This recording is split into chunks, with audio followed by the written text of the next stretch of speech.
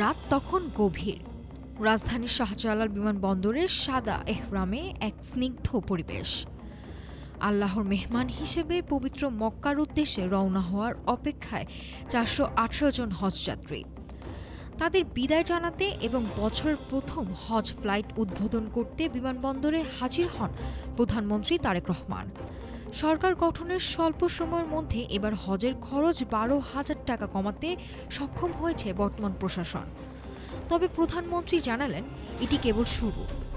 আগামী বছরগুলোতে হজের ব্যয় আরও কমিয়ে আনার ব্যাপারে দৃঢ় প্রত্যয় ব্যক্ত করেন তিনি। প্রধানমন্ত্রী বলেন, আমরা সরকার গঠন করেছি ১৮ই ফেব্রুয়ারি। হজের ব্যবস্থাপনা আগেই হয়ে গিয়েছিল, তাই এবার বেশি কিছু করার সুযোগ ছিল না। ইনশাআল্লাহ আশা করি আগামী বছর যারা হজে যাবেন তাদের জন্য খরচ আরেকটু কমাতে পারবো এবং কষ্ট লাঘব করতে পারবো। প্রধানমন্ত্রী হজ যাত্রীদের কাছে দেশের মানুষের শান্তি ও সমৃদ্ধির জন্য দোয়া চান। উদ্বোধনী অনুষ্ঠানে ধর্মমন্ত্রী কাজী শাহ মোফাজ্জল হোসেন কায়কোবাদ সহ মন্ত্রিসভার সদস্য এবং সৌদি রাষ্ট্রদূত উপস্থিত ছিলেন। রাত ১২টা ২০ বিজি ৩০০১ ফ্লাইটটি হজ যাত্রীদের নিয়ে ডানা মেলে সৌদি আরবের উদ্দেশ্যে। সুস্বাস্থ্য নিয়ে দেশে ফেরার আকুতি আর হৃদয়ের প্রশান্তি নিয়ে শুরু হয় এই বছরের হজ যাত্রা।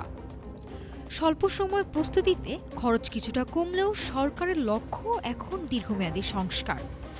আগামী বছর থেকে হজ ব্যবস্থাপনা আরও আধুনিক এবং সাশ্রয়ী করার যে আশ্বাস প্রধানমন্ত্রী দিয়েছেন, তা সাধারণ মানুষের মধ্যে এক নতুন আশার সঞ্চার করেছে।